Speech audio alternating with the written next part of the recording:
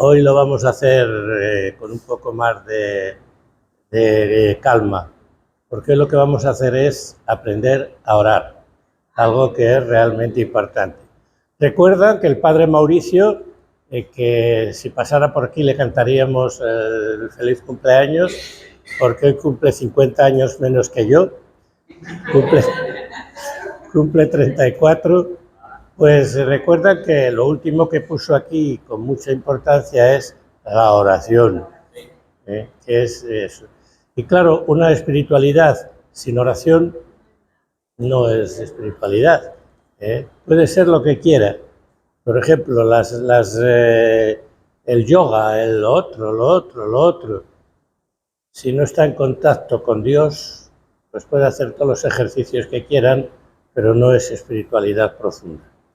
Bien, pues entonces vamos a tratar de ver un poco. Tengo la garganta un tanto así.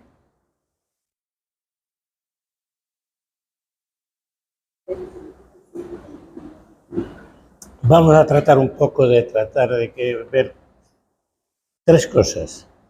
Primero, lo que es la oración. Después, explicar un poco lo que es la lección divina.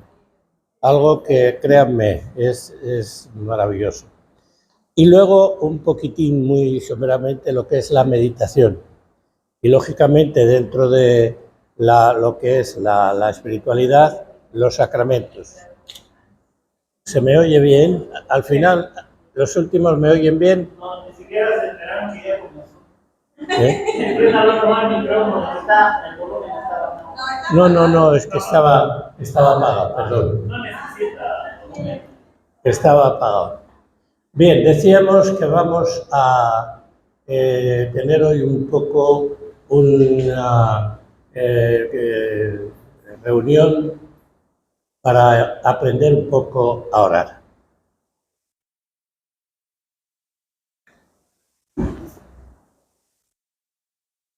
Tenemos que ser cristianos con vocación de santidad, cimentados en una densa espiritualidad. Dios dice, ¿qué significa orar realmente? Orar quiere decir hablar con Dios las palabras que están dentro de nuestro corazón y tener una comunión con Dios basándose en sus palabras, basándose en la palabra de Dios. Quiere decir sentirse particularmente cerca de Dios, sentir que Él está frente a ti, como si estuvieras aquí sentado en tu palabra. Se puede sentir. Cuentan que en una ocasión, pues un sacerdote fue a hablar con un moribundo y le dijo, mira, ponemos aquí una silla, y te imaginas que Jesús se sienta ahí y está hablando contigo. Y efectivamente, lo hicieron así. Lo bueno es que a los 3 o 4 días encontraron al Señor muerto pero apoyado en la silla. Seguro que había sentido de verdad la presencia del Señor. Eso es lo que es la oración. Santa Teresa lo definía de una forma muy clara. Orar es hablar con el mejor de los amigos, ese que no te va a fallar nunca. Te pueden fallar muchos amigos, te pueden fallar en la familia, pero él nunca, porque te amó tanto que fue capaz de dar su vida por ti. Hasta ahí llegó su amor. Así que, por lo tanto, sentirte cerca de Dios, tenerlo frente de ti, que Él tiene algo que decirte a ti. Tú le dices a Él, pero Él también tiene algo que decirte a ti, y por lo tanto tenemos que estar dispuestos a escucharle. Quiere decir estar especialmente radiante, feliz, dentro del corazón, y sentir que Dios es especialmente precioso y cercano. ¿Recuerdan el pasaje de Maús, verdad? No ardía nuestro corazón cuando nos hablaba. Eso es lo que tiene que pasar en nuestra oración. Cuando hablamos con el Señor, que arda nuestro corazón.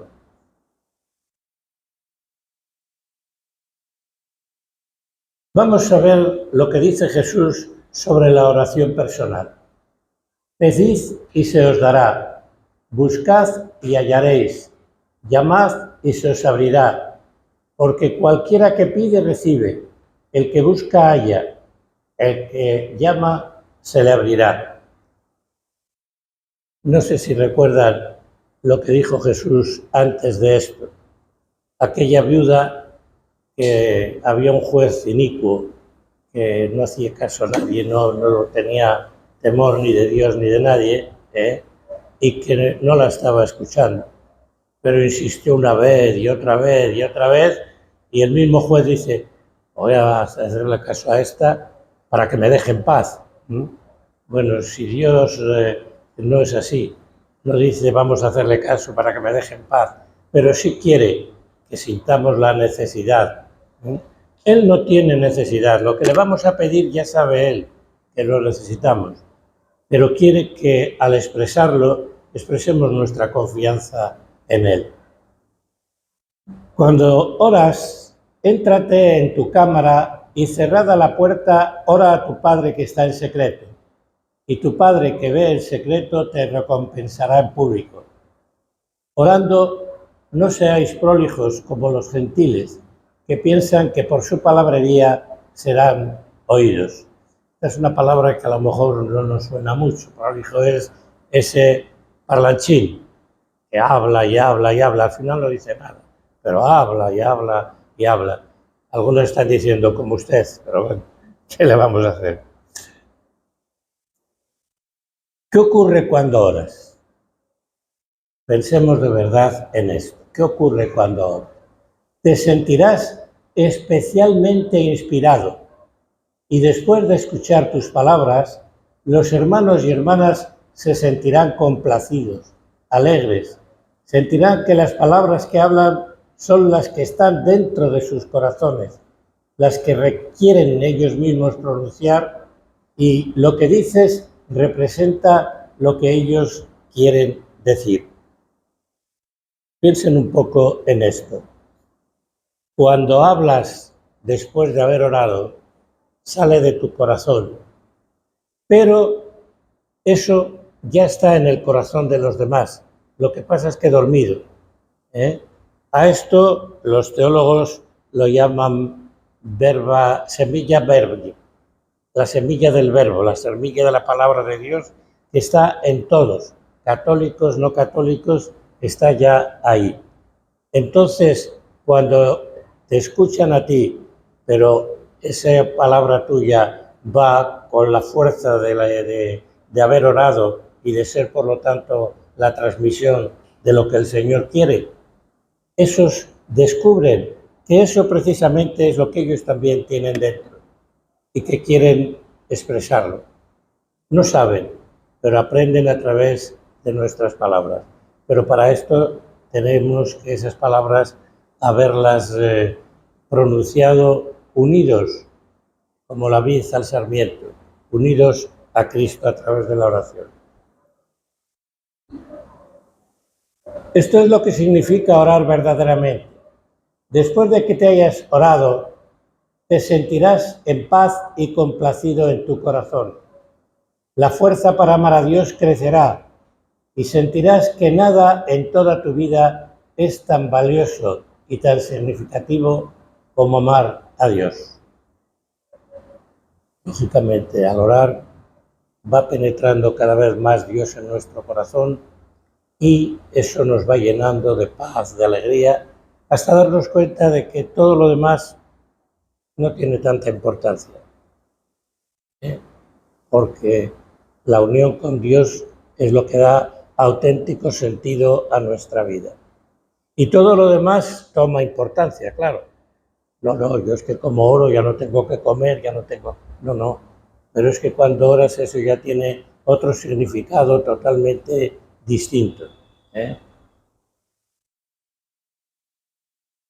Sin la oración, las personas no pueden alcanzar una vida espiritual normal, mucho menos seguir la obra del Espíritu Santo. Sin la oración, rompemos nuestra relación con Dios, No podemos recibir la aprobación de Dios.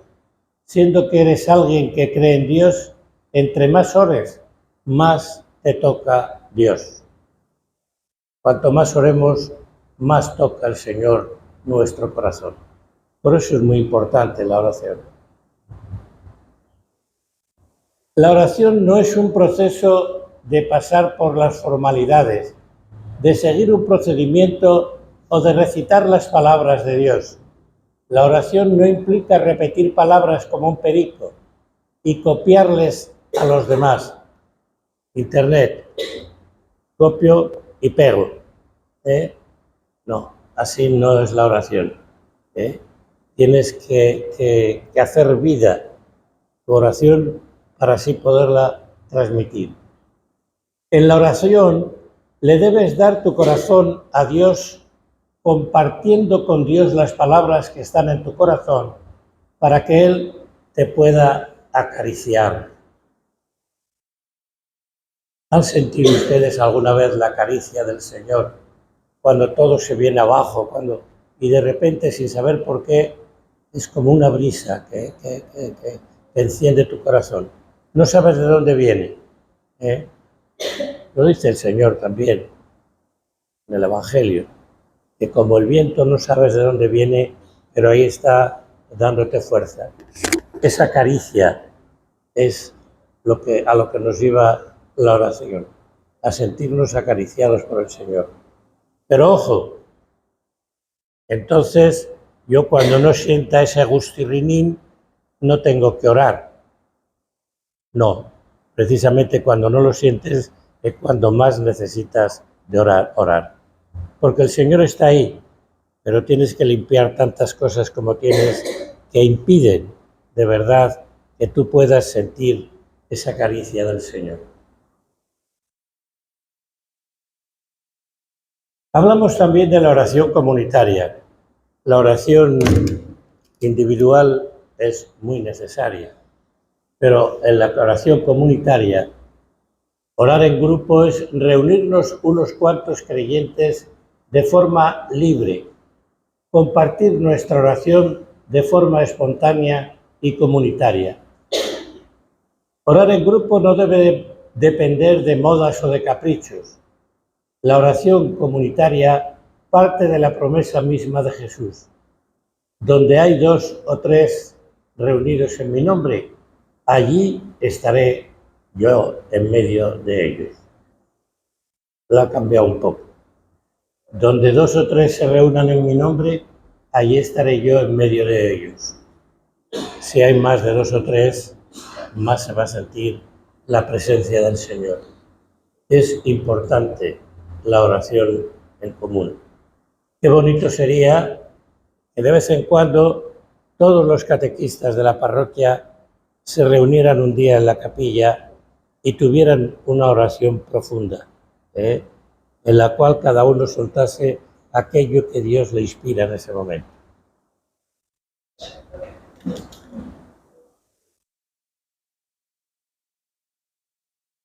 Orar en grupo aporta muchas ventajas.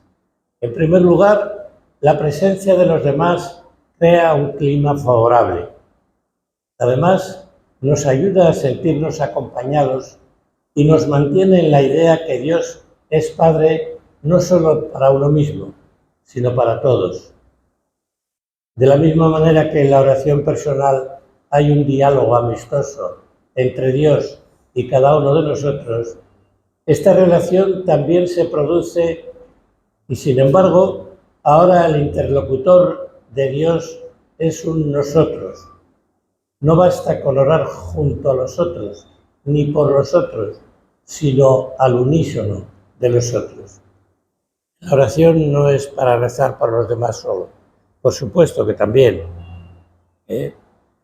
sino para rezar con el mismo espíritu, con el mismo corazón todos, y así se multiplica la fecundidad de la oración. Bueno, ahora viene lo que es la lección divina. Aquí tendremos que explicarlo bien. Créanme que pienso que es una de las mejores formas de oración que puede existir. No es una moda actual, es de siglos y siglos y siglos. En los monasterios se hacía la lección divina. La lección divina se puede hacer de dos formas. Una particular, personal, uno solo, y otra en común. Las dos son muy importantes. En común, lo que hemos visto de la oración en común. Cada uno expresa lo que tiene y el Espíritu Santo ilumina a cada uno. Porque así, aquí sí que viene bien lo del Evangelio. Te doy gracias, Señor, porque has ocultado estos a los sabios y se lo has revelado a los no ignorantes, sino a los sencillos. Yo me acuerdo que cuando llegué aquí a Bolivia, pues yo, como saben, no vine ni como sacerdote ni como nada. Vine por 3 meses en uno de los colegios donde era profesor aquí, el Caballero, también, pues en España las tortas no son tortas sino tartas, y las tortas son unos buenos manotazos. Entonces, ¿qué pasaba? Que me destinaron a lo mejorcito de cada clase. Aquellas personas que no atendían, que no las sabían ni leer ni nada, y me dijeron, mira, esta va a ser tu labor durante estos meses que estés aquí. No me dijeron dómalos, pero me lo insinuaron, Y entonces, pues lógicamente, a veces me enfadaba. Y claro, yo les decía, os doy una torta, como sigáis así. Y ellos están contentos, hasta que me di cuenta que la torta aquí no era el manazo, sino el ese. Pero recuerdo que, como algunas veces me tuvo que poner un poco serio, cuando llegó el momento de marcharme, pues compré masitas, compré sodas, y les preparé una fiesta a todos, ¿no? Y uno de los niños, pues yo veía que no de lo que era para todos, sino de lo que les había dado a cada uno, se metía cosas en el bolso. Y yo me acerqué a él y digo, pero hijo, ¿qué es? ¿Que no te gusta? Créanme, y se me pusieron los pelos de punta. No se ría, que entonces sí tenía pelo, Con lo que me dijo se me pusieron los pelos de punta. Se puso colorado como un tomate. Sí, padre, pero es que a mi hermanita le gustan tanto. Créanme que todavía cuando lo recuerdo, y entonces piensas, ¿qué he venido yo a enseñarles a esta gente? Por eso la oración en común es buena, porque aprendemos de todo, hasta aquellos que nos parece que no pueden decir nada, ahí está también el Espíritu. Y claro, lógicamente, yo en aquel momento de verdad que me quedé helado y dije, un muchacho, y seguro que es la única vez en el año que está comiendo con ganas todo esto y que lo mete en el bolsillo. Claro, le di un montón de ellas para que se los llevase a su hermano, pero lo mete en el bolsillo porque es que a mi hermana le gustan tanto. Por eso tenemos que tener mucho cuidado en aprender de aquellos a los que tratamos de enseñar, porque créanme, si estamos con los ojos y el corazón abiertos, vamos a aprender nosotros tanto o más que ellos. Bueno, vamos a ver lo que es la lección divina.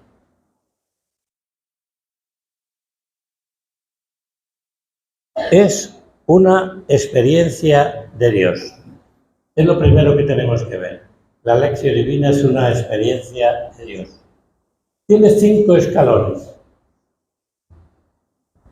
Vienen en latín, porque como provienen de eso, pero no se preocupen que los traducimos.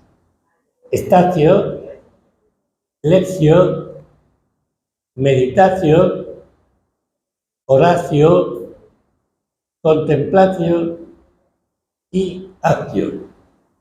¿Y qué significa todo esto? Vamos a ver. Statio quiere decir estar, prepararnos. Tenemos que prepararnos para recibir lo que el Señor quiere decirnos. Es la preparación. La lectura divina requiere una preparación. Hay que disponer la mente y el espíritu. Preparad los caminos del Señor, allanad su sendero. Esto es lo que es la estacio en la lectura divina. Tratar de dejar fuera todos nuestros problemas. Después en algún momento se los presentaremos al Señor, pero de momento tratar de dejar fuera, relajarnos y sentir la presencia del Señor. Debemos de permitir que el Espíritu Santo ejerza su acción directa sobre nosotros. Para esto necesitamos silencio, algo tan difícil hoy, ¿verdad? El silencio. Y el silencio no solamente de los demás. Aquí también ustedes están hablando con ustedes todo el tiempo, en cualquier momento,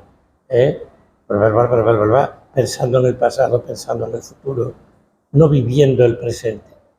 En la oración hay que tratar de vivir el momento, ese momento en el que estamos con el Señor, vivirlo plenamente.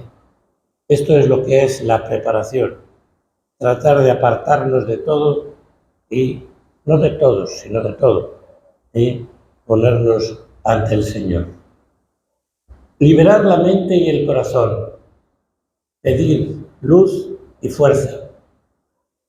Cerrar la puerta de la mente para estar en silencio, en paz, en sosiego, y hacer un silencio interior profundo. Bastante más difícil de lo que ustedes creen.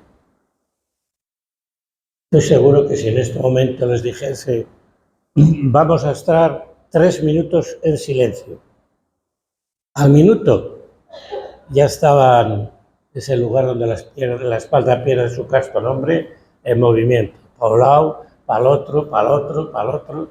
No. En la lección, en toda oración, tenemos que intentar de verdad estar en sosiego, hacer un silencio profundo. Sosegar la casa, que diría San Juan de la Cruz. Viene la lección, la lectura. ¿Cómo hay que leerlo?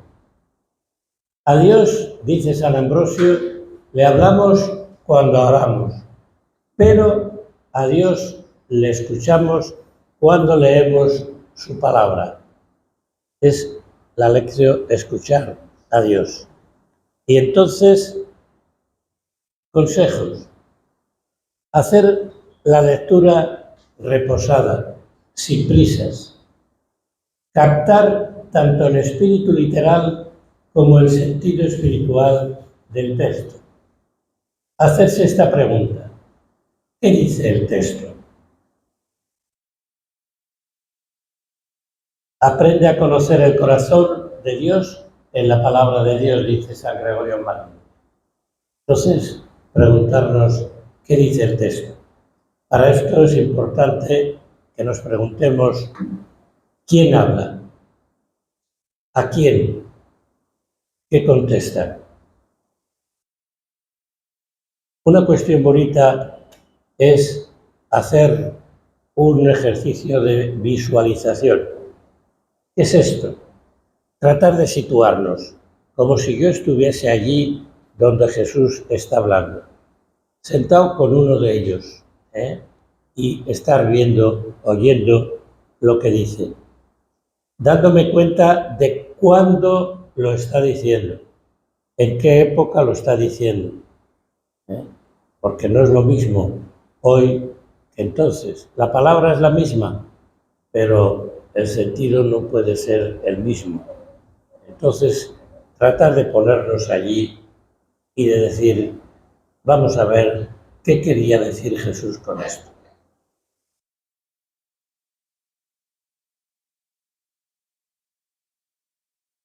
Estar atentos al contexto. Lógicamente, lo mismo nos pasa. Cuando leemos una novela, tenemos que estar atentos al lugar donde se está realizando, en qué sitio está, qué dice, adelante y atrás, no solamente lo que estamos leyendo en ese momento. Sin prisas, una lectura repetida tantas veces como sea necesario para comprender todos los matices. Concentración de la mente que brota del amor. Cuando hablamos con la... sí, a lo mejor alguno todavía la tiene. Con la corteja, pues nos salen las palabras mejor porque salen con amor, ¿no? Segundo paso, meditación. Meditación se desarrolla en 3 momentos. Primero, recojo las palabras que me han llamado la atención. Del texto que he leído, ¿cuáles son las palabras que más me han impactado? Si quieres, las escriben, para ver qué significan para mí estas palabras. Si das cuenta, la primera pregunta que nos hacíamos es ¿qué dice la palabra de Dios? La segunda, ¿qué me dice a mí, concretamente a mí, ahora en mi situación, en mi momento, qué me quiere decir Jesús con este texto que he leído? ¿Qué significa para mí? ¿Por qué me importan esas palabras que me han llamado más la atención? ¿Qué siento? ¿Cómo me siento ante estas palabras? Veo la vida y mi vida, mi historia y la historia a la luz de esa palabra. Por lo tanto, ¿qué me sugiere estas palabras? ¿Qué me piden? ¿Qué me exigen? Esto es el paso de la meditación. Meditar bien las palabras, pero ya palabras concretas, porque a cada uno de nosotros nos va a decir algo concreto ese texto y esas palabras. Nuestra meditación debe centrarse en una palabra, lógicamente, Jesucristo. Por lo tanto, todo lo que estamos escuchando es la palabra de Jesús que me quiere hablar a mí, concretamente a mí, me quiere hablar y directamente. ¿Qué le digo al Señor sobre lo que he oído? La palabra del Señor engendra la luz y el fuego. Enciende nuestras palabras. Es como una espada que provoca reacciones.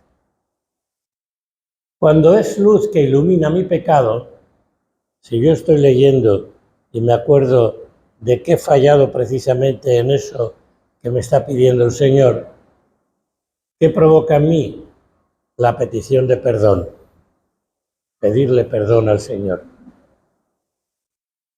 Si hace ver en mí los vacíos de luz y de amor, despierta en mí la súplica ¿de qué creerán que despierta?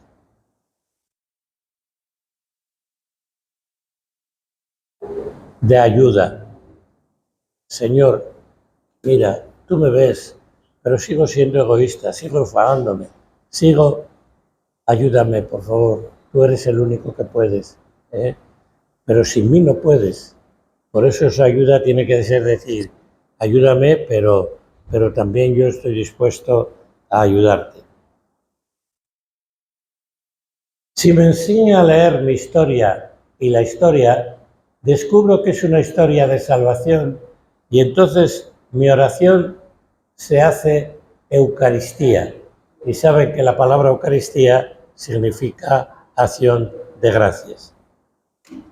¿Han pensado ustedes por cuántas cosas tenemos que dar gracias a Dios a través de toda nuestra historia?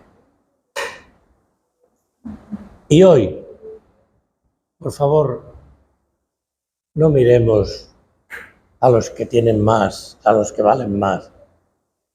De vez en cuando merece la pena mirar a todas las personas que están detrás de nosotros sufriendo y diciendo, Señor, ¿por qué a mí?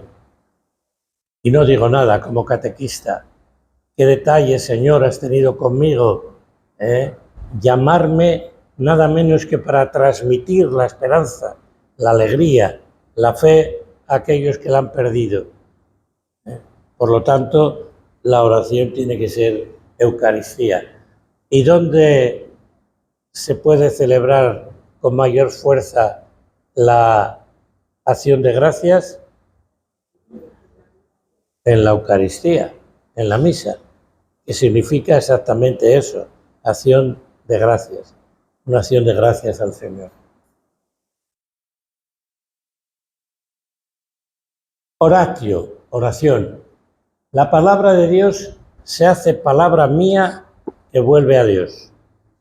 He escuchado, he meditado y entonces con eso que he recibido le hablo a Dios.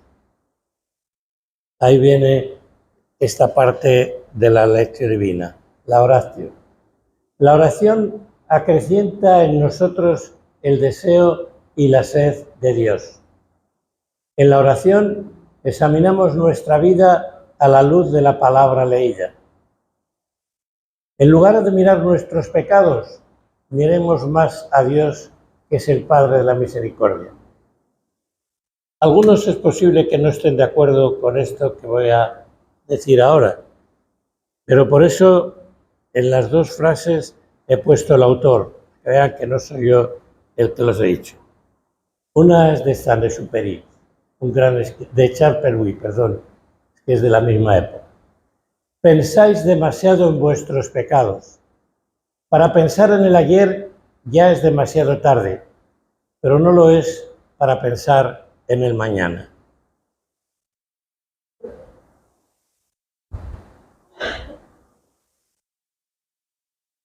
Como hablo en tantos sitios, pues no sé si ya les habría dicho que en la Pasión del Señor hay dos personajes que traicionaron a Jesús tremendamente. El uno, Judas, lo vendió por 30 monedas, le besó para que supieran quién era, lo traicionó totalmente. Y el otro, Pedro, con el cual había estado en los momentos más importantes, lo había llevado cuando la resurrección de la hija de Jairo, lo había llevado cuando la transfiguración, lo había llevado en tantas ocasiones. Y lo traicionó cuando Jesús más lo necesitaba. ¿Se dan cuenta de la angustia que tuvo que tener Jesús cuando vio que Pedro le negó? ¿Cómo le miraría? Y también Pedro se arrepintió. Judas se arrepintió porque incluso devolvió el dinero que le habían dado y se ahorcó. Pedro se arrepintió, lloró amargamente. De ahí viene la frase a veces porque lo traducimos mal. En latín se dice et flevit amare, y muchos decimos lloró a mares. No, es lloró amargamente, flevit amare, lloró amargamente. Entonces, ¿qué diferencia ven ustedes entre Judas y Pedro?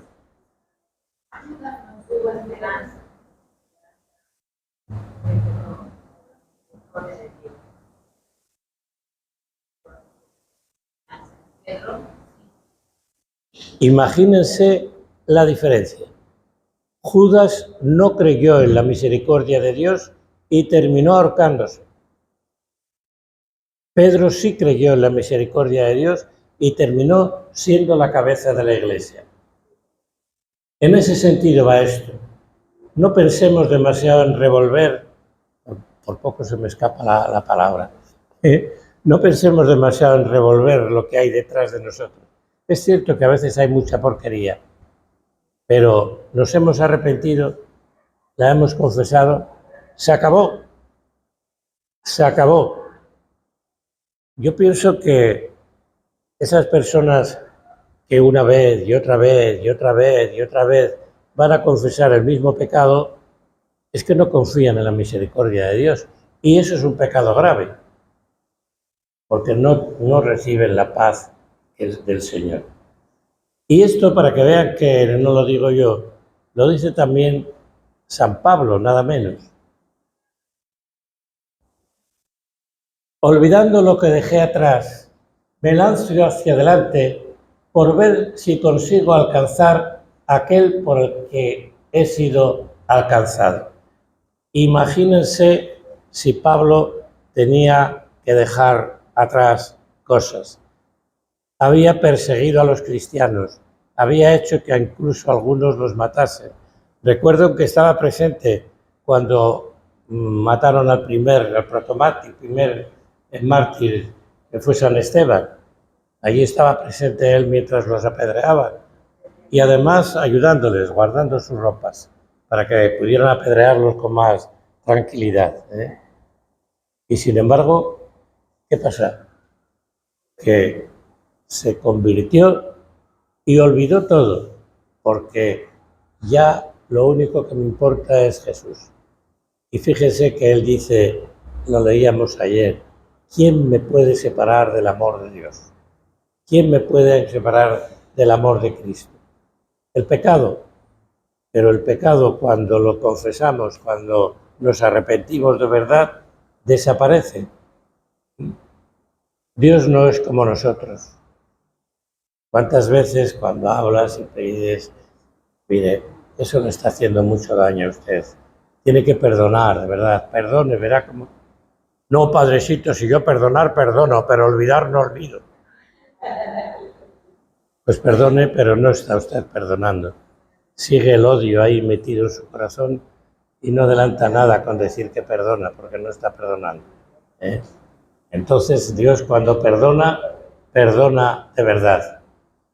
Cuentan que una vez una mujer muy devota, pues decía que estaba viendo a Jesús y fue a confesarse. Padre, le aseguro que se me aparece Jesús y me habla.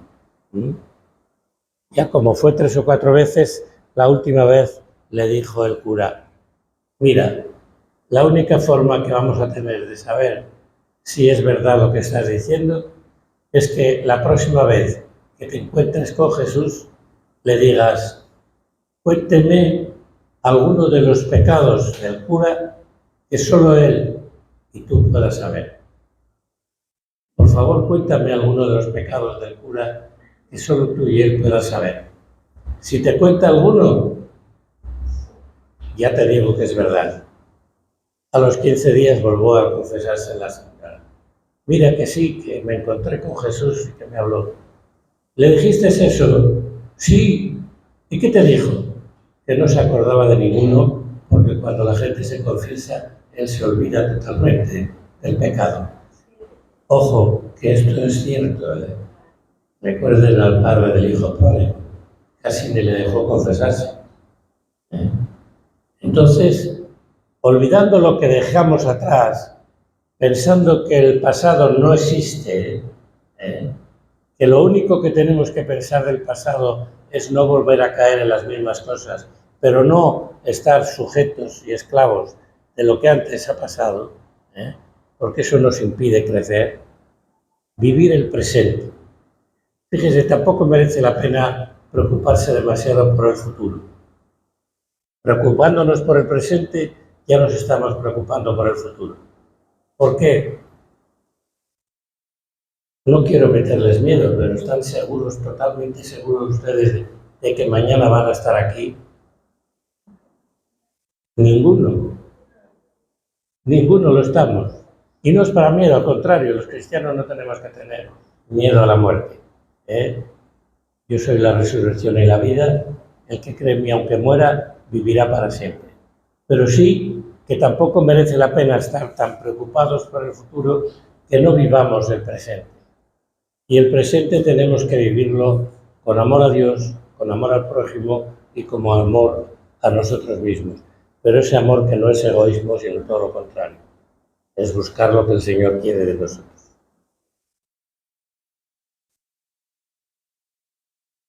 Contemplatio, la contemplación. Es un punto que a veces podemos decir, yo ahí no llego. Pues sí, créanme que podemos llegar todos. Estamos en la cima de la montaña. Hemos orado, hemos pedido, hemos escuchado al Señor, hemos sentido su perdón y ya estamos como en el cielo, tocamos el cielo. Es el encuentro personal y directo con Dios. Aquí nuestra mirada pasa de la palabra oída, hablada y escuchada a aquel que habla, al mismo Señor. Ya no contemplamos la palabra, sino tratamos de ver al Señor, verlo en la forma en que podamos verlo. No nos imaginemos al Señor de barbas, que eso no es el Dios. El Dios es la fuerza infinita, la misericordia infinita, el poder infinito.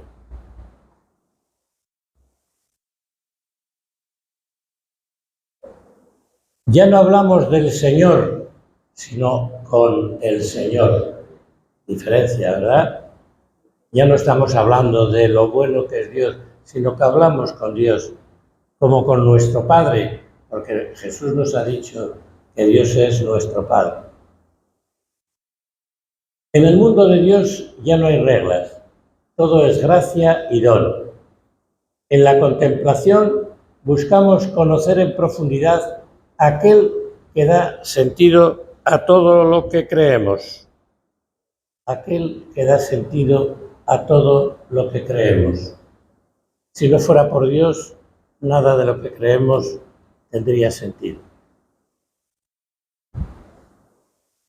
A ver si recuerdan ustedes, por si acaso alguno ya está demasiado de acuerdo conmigo, a ver si recuerdan ustedes una frase de San Pablo que dice, si no hubiera, vana sería nuestra fe, quieto, vana sería nuestra fe, vana sería nuestra eso. ¿Recuerdan qué es lo que dice San Pablo?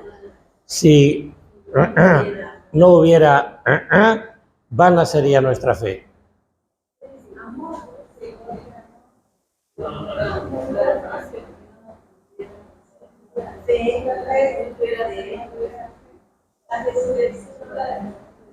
Si Jesús no hubiera resucitado, esa es la frase, vana sería nuestra fe y vana sería nuestra predicación. Estaríamos aquí haciendo el tonto, perdonen, pero el tonto miserablemente. Si Cristo no hubiera resucitado, hubiera sido un personaje extraordinario, pero de ahí no pasaba. Pero Cristo resucitó. ¿Qué tiene que significar la resurrección de Jesús para nosotros? Lo mismo que para los apóstoles. ¿Qué supuso la resurrección de Jesús para los apóstoles? Pues que en todo lo que realmente no creían, porque se vinieron abajo cuando vieron que a Cristo lo mataron, porque pues en el momento en que Cristo resucitó dijeron, ojo, que todo lo que ha dicho es cierto. Y Dios lo ha demostrado. ¿Cómo demostró Dios que Jesús tenía razón? Resucitándolo. Pues esto de la resurrección es lo que a nosotros también nos hace cambiar de vida. Adiós miedos, adiós temores. Cristo está vivo, está con nosotros, no hay problema. Lo veíamos ayer, si recuerdan, en el último video ese chiquitito, en el que Jesús sale y se encuentra con todos los niños. Jesús sale y se encuentra con todos nosotros. Él no está nunca lejos. Pues yo lo siento lejos algunas veces, por culpa tuya, no por culpa suya, porque Él está incluso dentro de ti mismo. Por lo tanto, Él es el que da sentido a todo y por lo tanto tenemos que estar hablando con Él. Se necesita ser personas con sed de Dios. Aquí hay una cosa muy bonita. ¿Recuerdan la samaritana, no? Si conocieras el don de Dios, a mí me pedirías, porque te daría un agua que te llevaría hasta la vida eterna. Señor, dame de ese agua. Y cuando descubre que Jesús es el Mesías, fíjense que ya hasta se olvida del cántaro. Ya no necesita más. Esa sed de Dios la tenemos que tener nosotros.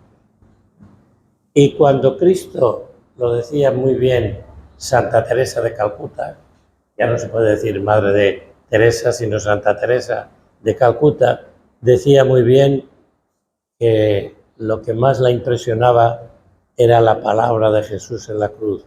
Tengo sed de almas, tengo sed de vuestro amor, de vuestra felicidad, de vuestra libertad, tengo sed. Y esa sed Él nos la cambia con ese agua viva que nos da a través de la oración, a través de los sacramentos. Pero tenemos que sentir la sed de Dios. Si no, alguien que no tiene sed no bebe. Y si no bebe, no recibe la fuerza que el agua le puede dar. Es la quietud frente a la verdad descubierta. Llegamos a la experiencia del reino de Dios, que no es un lugar, sino una experiencia de intensidad, de calidad, de profundidad, de embeleso, de enamoramiento. El reino de los cielos no es un sitio. Nos lo explicaba un poco, si se dan cuenta, el padre Mauricio, que es un estado, no es que haya un lugar ahí, sino un estado en el que todos vamos a vivir la plenitud.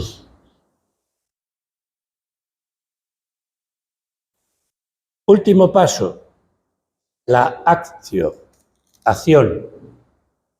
Es nuestra respuesta a la palabra. El itinerario de la palabra solo puede darse por concluido cuando la contemplación lleva su fruto a la acción.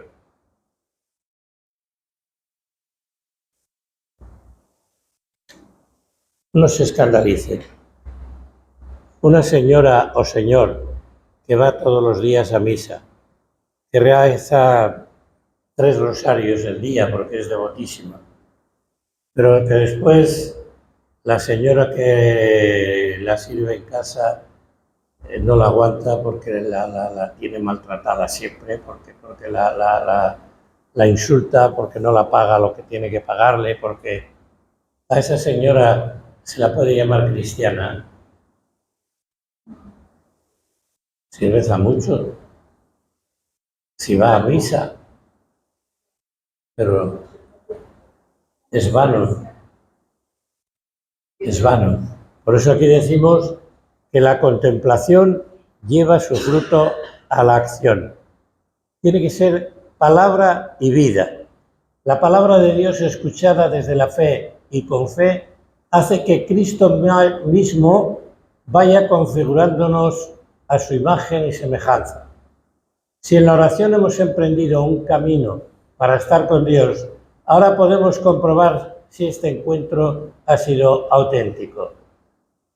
¿Cómo podemos comprobar si nuestro encuentro con Dios ha sido auténtico? Los que sepan leer, que lean.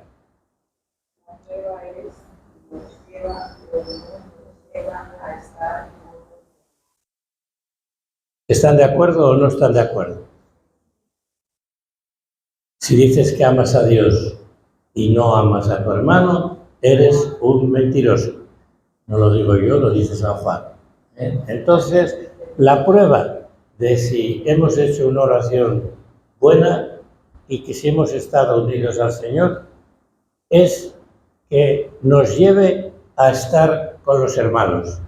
Y estar con los hermanos es estar preocupados de sus necesidades, es estar con ansia de que ellos también vivan en paz, sean felices.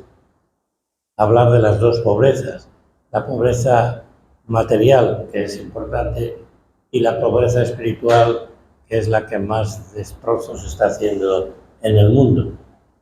Por culpa de esa pobreza espiritual existen las guerras, los asesinatos y todas estas cosas que estamos sufriendo. El auténtico encuentro con Dios desemboca en el encuentro con los hermanos. La palabra del Señor no es solo para ser conocida, sino que debe de ser el fundamento de nuestras actitudes y de nuestros gestos. ¿Podría alguien, ya veo que no han comido lengua hoy, pero bueno, a ver si hacen un esfuerzo, explicarme qué diferencia hay entre acto y actitud? Cosas más raras, pregunta este cura. Por ejemplo, acto, digamos, acto de dar la mano, doy la mano, pero lo hago con una actitud creativa, una actitud de mirada, no con una actitud de dar la mirada. Exacto. Solo porque Exacto. La hipocresía. Pero esa hipocresía puede ser también eso. También la diferencia está un acto. Yo me enfado mucho y en un momento de ira le pego un bofetón a uno. Eso es un acto. Y la actitud, cuando yo estoy siempre con ira y siempre pegándole a todos. La diferencia entre un acto concreto que en un momento dado saltamos y la actitud de ser violento de verdad. Tenemos que cuidar mucho las actitudes, por eso hablamos aquí de que sea el fundamento de las actitudes. ¿Cómo es mi actitud en la vida? De respeto a los demás, de creerme mejor que nadie, de estar siempre para que todos me sirvan en lugar de servir yo. Tengo actitud de servicio o en una ocasión hago una cosa bien como si fuera un scout, ¿no? Ya hice la obra bien una de mi vida, ya no tengo que volverme a preocupar de más. Actitud. Por eso hablamos aquí de que la palabra del Señor tiene que ser el fundamento de nuestras actitudes ante la vida. La palabra no puede quedar sin respuesta. Es como el agua caída del cielo que empapa la tierra y no vuelve al cielo sin haber producido antes el fruto deseado. Esto no puedo presumir de haberlo hecho yo, porque es de uno de los profetas. Isaías dice que la palabra de Dios es como la lluvia, que llega y produce fruto, empapa. Y así tiene que ser nosotros la palabra que cambie nuestra vida, que produzca fruto. Ya falta poco, no se preocupen que ya falta un poco menos. La meditación. ¿Qué es meditación? Es una práctica cristiana de oración que data desde la época de la Iglesia primitiva. El catecismo lo define así. La meditación es sobre todo una búsqueda. El espíritu trata de comprender el porqué y el cómo de la vida cristiana para adherirse y responder a lo que el Señor pide. Si se dan cuenta, la meditación también entra en la lección divina, pero aquello es concretamente en la palabra de Dios y esto abarca más. Las herramientas de la meditación son los textos litúrgicos, las escrituras espirituales y el gran libro de la creación. Hacemos nuestro lo que es de Dios. Fíjense lo bonito que es, cosa que en las ciudades lo estamos perdiendo, escuchar el canto de un pájaro, ver los colores de una flor. Ahí meditamos qué poder tiene el Señor. Qué poder tiene el Señor. Qué sabiduría. Una flor cualquiera, la más pequeña, fíjense ustedes bien en ella. Verán qué matices, qué textura, qué... Y no digo nada, el cuerpo humano. Y claro, algunas estarán diciendo, pues anda, que Dios se lució contigo, ¿no? Pero no me refiero a la belleza de fuera, sino a lo que es realmente la maravilla del cuerpo humano, con todo lo que supone. Todo. El milagro de la vida.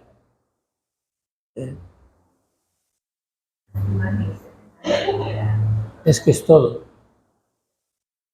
Desde el infinito, mirar al cielo y ver que hay cientos de miles de millones de estrellas, muchas de ellas mayores que el Sol.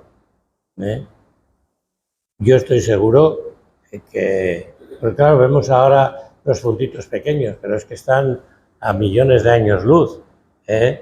Algunas de ellas ya no existirán y las estamos viendo, porque la luz aunque rápida, pues no es instantánea. Entonces algunas, pero qué maravilla, lo grandioso. Y lo microscópico, en una eyaculación, millones de espermas capaces de dar vida a cada uno. Llega uno solo de campeón, pero todos son capaces de dar vida. No es un milagro. Entonces, la meditación no podemos tomarla también en algún momento del milagro de la naturaleza, de todo lo que Dios ha hecho. Y sencillamente estar, pensar, no es yoga, no es nada, es sencillamente quedarnos ahí y pensar, qué maravilla eres, Señor. Y qué maravilla has hecho conmigo. Hacemos nuestro lo que cree Dios. Según sean la humildad y la fe, se descubren los movimientos que agitan el corazón y se les puede discernir. Se trata de hacer la verdad para llegar a la luz. Señor, ¿qué quieres que haga? Eso es el final de la meditación. Nos paramos así y decir, ¿qué quieres que haga, Señor? Recuerdan a Samuel, ¿no? Cuando te llame, eso va a ser Dios, habla, Señor, que tu siervo escucha. La meditación es una forma esencial de oración cristiana, especialmente para aquellos que están intentando contestar la pregunta vocacional. Señor, ¿qué quieres de mí? Irá esto especialmente a nosotros, que estamos preparándonos, que están preparándose, que yo no me puedo prepararme porque yo no puedo ser ministro de catequesis. Pero nos dirá precisamente a cada uno de nosotros, ¿qué quieres de mí? Que seas catequista. ¿Pero qué catequista quieres que sea?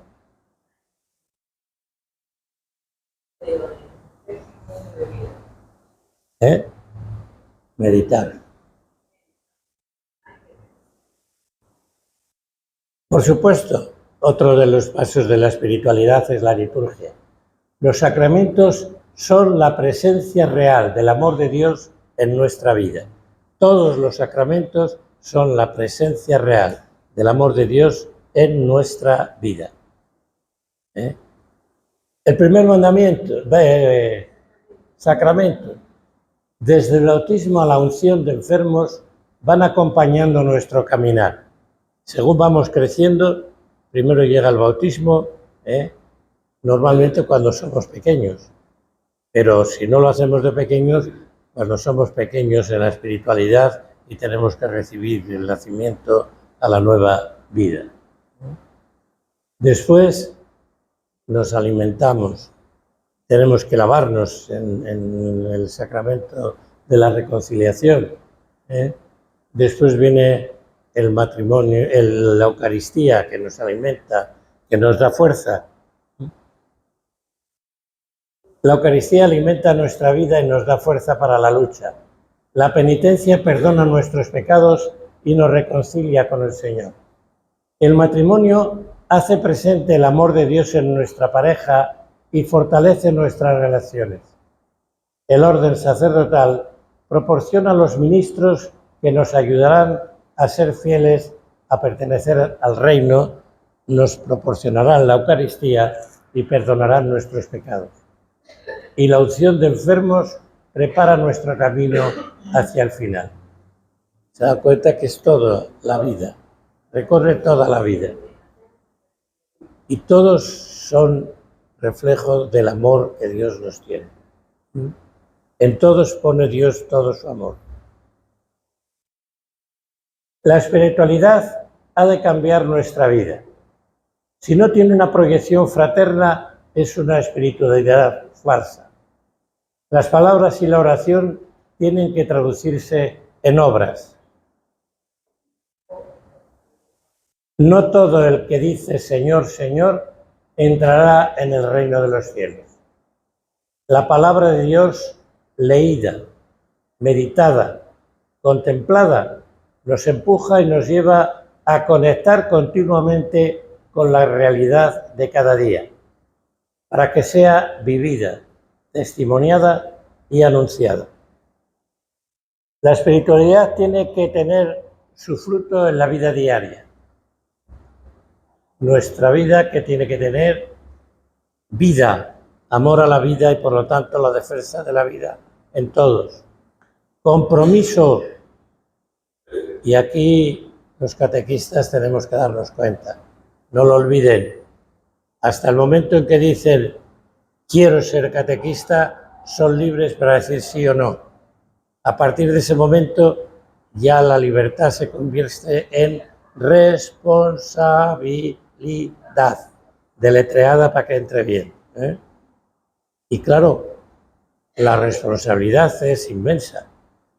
De mí depende que dentro de 500 años siga la palabra de Dios viva o haya desaparecido. Porque he roto la cadena de la transmisión. Testimonio y evangelización. Con la alegría de que ellos nos acompañan siempre. Bueno, tenemos unos minutos para si alguien quiere preguntar algo, decir que no está de acuerdo con algo.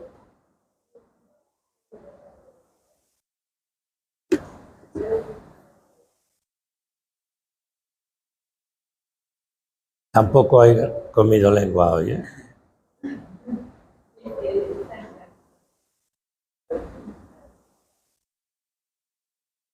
¿Cómo entender la frase, padre, de ser contemplativos en la acción? Esto de la meditación, de los ejercicios espirituales de San Ignacio de Loyola. Esto último que hemos hecho. Si somos contemplativos y esa contemplación no nos lleva a la acción, pues podremos ser muy espirituales, pero no somos cristianos. Recuerda lo que dije el primer día, siento no tener aquí dos palos. Lo que dije el primer día que era el cristianismo. La cuestión del palo vertical de la cruz, espiritualidad, y la cuestión del palo horizontal de la cruz, solidaridad. Si falta uno de los dos palos, no hay cruz. Habrá gente muy espiritual, pero si no se preocupa de los hermanos, es un mentiroso. Si ama a Dios, pero no ama a los hermanos, es mentiroso. Por lo tanto, meditación y contemplación en acción es que lo que recibimos en la meditación lo traslademos a la vida. Exacto. Es que es curioso esto de la cruz. Suena mejor si cogen ustedes dos palitos y los muestran primero el uno y después el otro y los ponen juntos. Porque es que es cierto.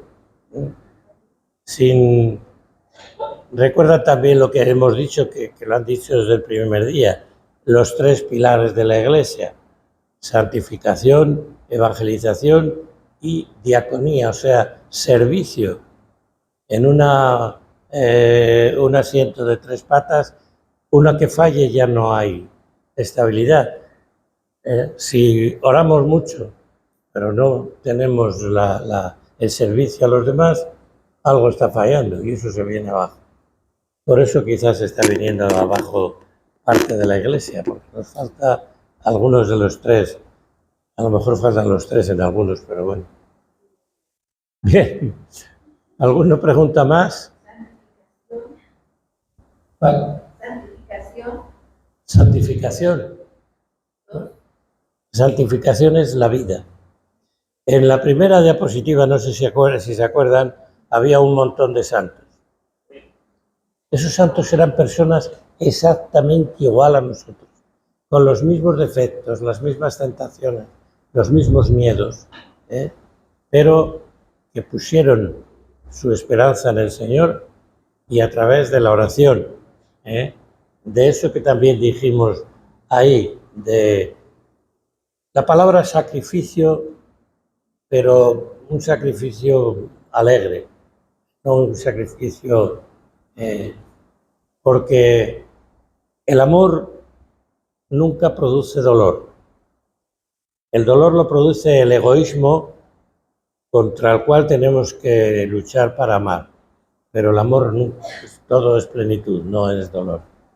Claro que sí supone sacrificio, porque el egoísmo está metido hasta lo más profundo de nosotros, pero no es lo esencial del amor no es el sacrificio, aunque a veces tengamos que luchar contra nuestro egoísmo y eso suponga pues una lucha, un sacrificio. Bien, preguntad.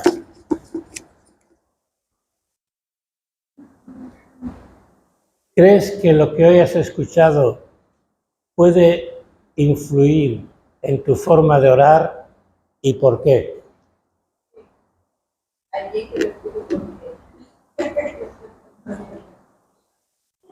Por si acaso, para los malos entendidos, cuando reciba la pregunta de ayer, también le dicen que por qué. Porque no vas a decir, sí, pero ¿en qué? ¿En qué?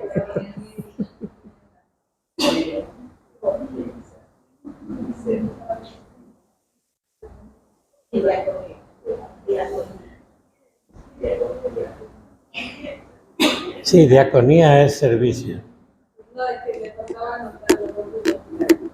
Es que es la evangelización, la santificación y la diaconía.